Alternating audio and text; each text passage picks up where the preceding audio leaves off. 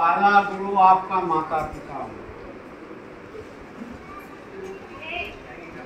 और दूसरे स्थान पर आपके टीचर्स आते हैं। श्री कृष्ण जी, श्री राम जी भी के गुरु थे। राम के गुरु कौन थे जानते हैं?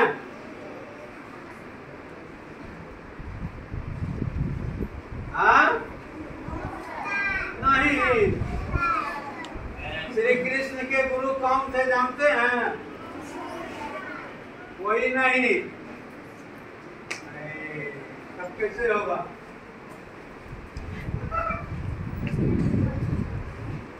उनके भी गुरु थे, राम के गुरु थे वशिष्ठ जी। श्री कृष्ण के थे संदीपन। तो सभी के गुरु थे और उसी समय से, लेकिन गुरु उनको शिष्य के रूप में नहीं मानते। बैठो। उन्होंने गुरु द्रोण को अपना मान करके, उनकी मूर्ति बना करके, उनके आगे जो है अपनी शिक्षा का आराधना किया और तब वह अपनी शिक्षा उससे प्राप्त की।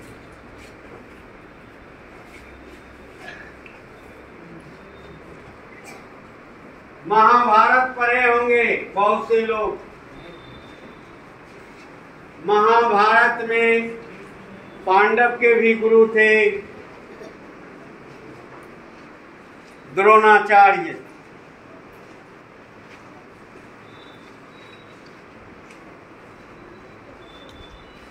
तो ये गुरु का सिलसिला और शिष्य का सिलसिला जो है, जब से सृष्टि हुई है तब से चलते आ रहा है।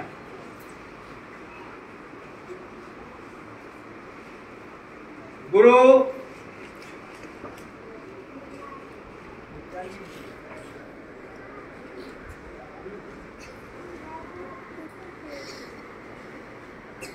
हमें प्रकाश की ओर ले जाता है। जिसकी ज्ञान नहीं है वह ज्ञान हमें दिलाता है। अभी आप लोग बच्चे हैं, आप लोग के गुरु हम लोग हैं, टीचर्स आप लोग के हम हैं। कहीं भी अगर आप जाएंगे कुछ भी सीखेंगे। जैसा कि अभी गौतम सर बोले, अगर कहीं नौकरी भी करने जाएंगे वहाँ भी एक सिखाने वाला होगा कि इस काम को इस ढंग से करेंगे। वह भी गुरु के रूप में वहाँ के लिए आपको काम बताने के लिए वह गुरु हो गया।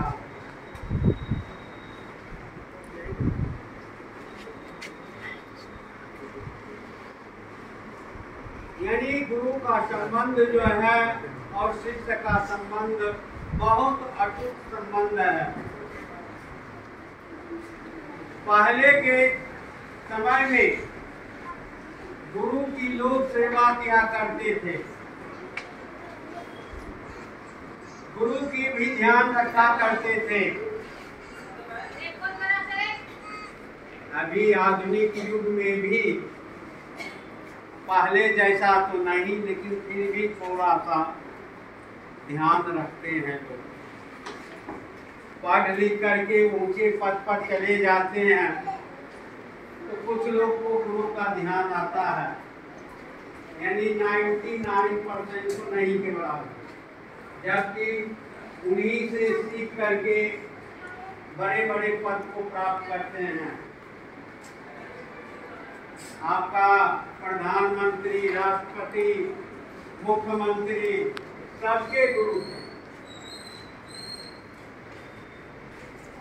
तो आज जो हम गुरु की जयंती मना रहे हैं शिक्षक दिवस के रूप में, मुख्य रूप से शिक्षक परोपकारी होता है, इस बात को ध्यान में रखेंगे।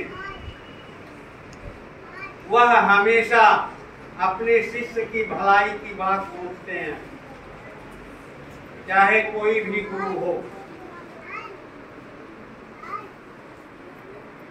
गुरु की बातों पर ध्यान देना आप लोगों का कर्तव्य है,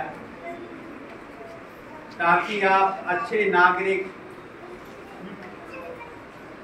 बन सकें, समाज में, देश में आपका नाम हो सके।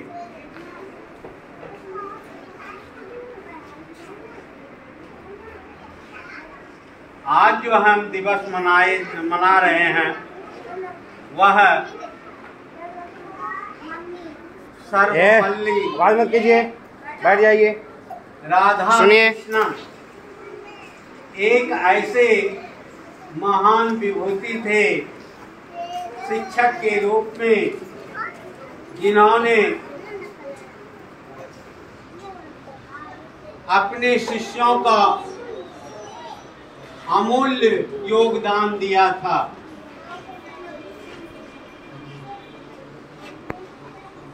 वह इसी शिक्षा के बल पर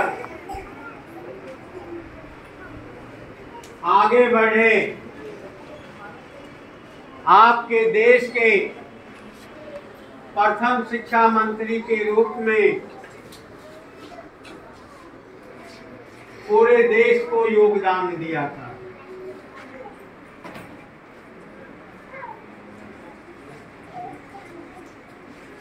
और वो इतना गरीब थे बेचारे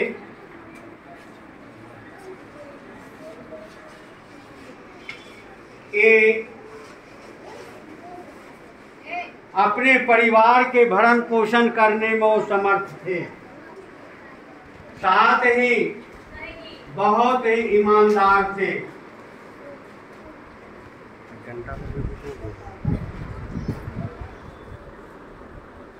वो अपने मेहनत के बल पर जो शिक्षा ग्रहण किए, वह पूरे देशवासियों को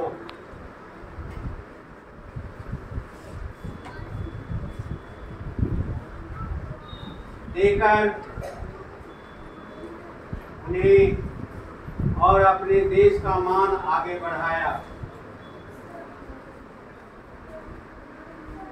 तो उस समय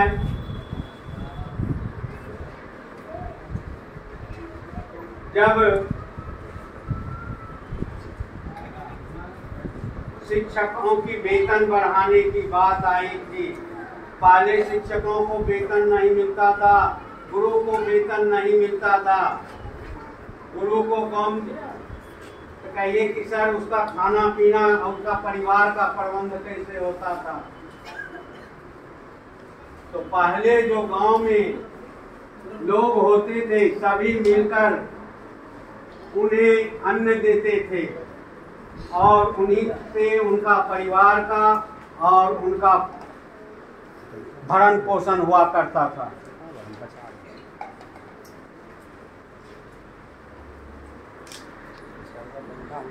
तो जब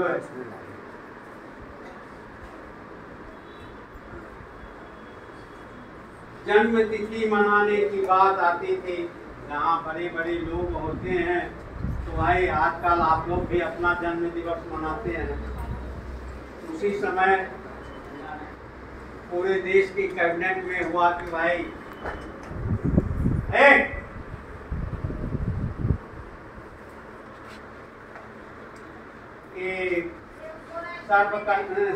सर्वपल्ली राधा कृष्णन का जन्मदिन मनाया जाए। सबों की इच्छा हुई।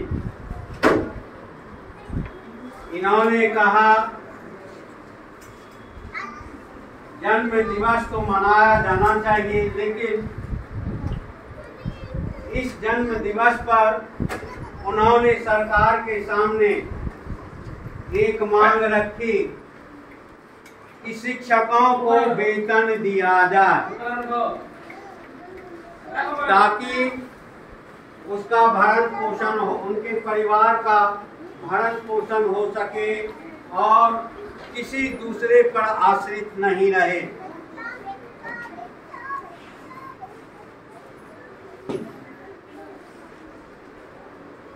तो इसकी बात सुनकर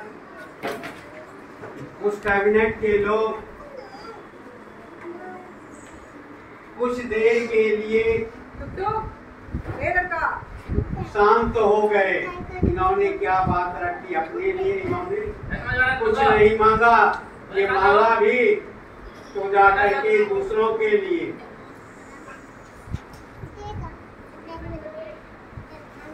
तो इनकी मांगे जो है कुछ समय के बाद, विमर्श के बाद स्वीकृत कर लिया गया, मान लिया गया कि ठीक है, शिक्षकों को वेतन दिया जाए, क्योंकि शिक्षक एक विकसित समाज का निर्माण करते हैं, इसलिए उसको कुछ पारिश्रमिक मिलना चाहिए। तभी से शिक्षकों को वेतन मिलना शुरू हो गया। सभी शिक्षक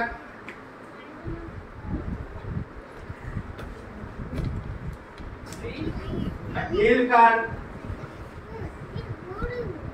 इनको यादगार करने के लिए जन्म दिवस मनाया, शिक्षक दिवस के रूप में। और तभी से यह शिक्षक दिवस मनाया जाने लगा। अब उपहार की बात है, तो पहले भी लोग जब शिक्षा प्राप्त करके अपने घर लौटते थे तो खुशी में अपने गुरु को कुछ न कुछ उपहार के रूप में देते थे, या उनके जो माता पिता, पेरेंट्स जो अभी कहलाते हैं, वो उन्हें कुछ विशेष रूप से उपहार देते थे। और वही परिपाटी अभी धीरे धीरे चलते आ रहा है, जो कि आप आजकल भी उपहार के रूप में शिक्षक को एक हथियार के रूप में आप लोग कलम या और अन्य चीजों से, यानी मुख्य रूप से कलम तो अवश्य उपहार के रूप में प्रदान किया जाता है।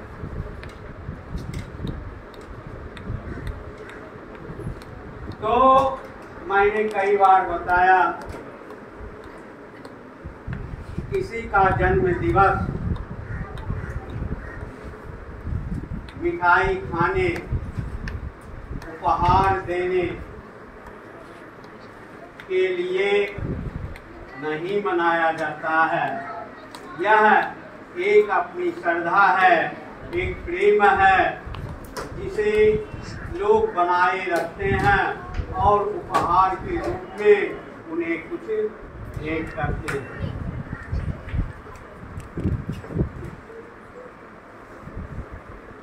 और सबसे बड़ी बात है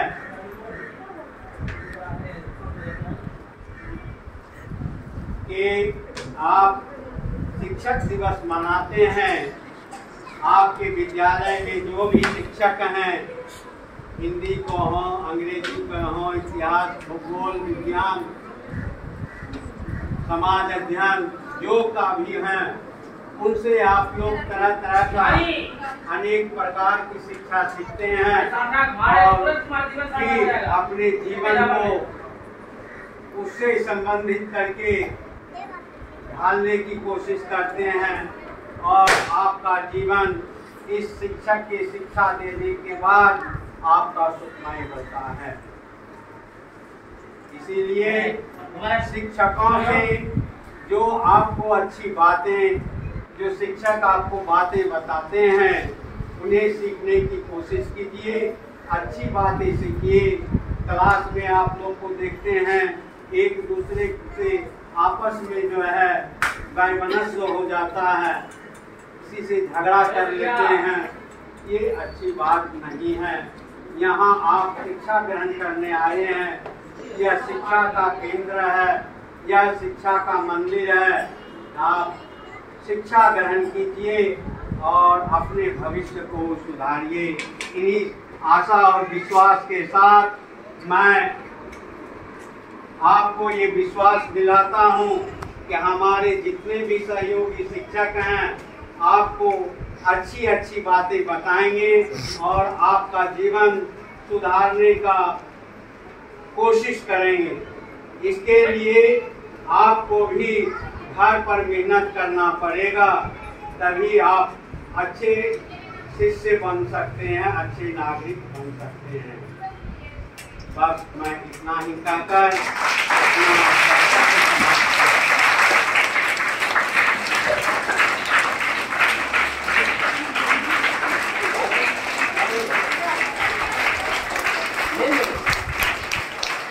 आप लोगों ने हमारी बातों को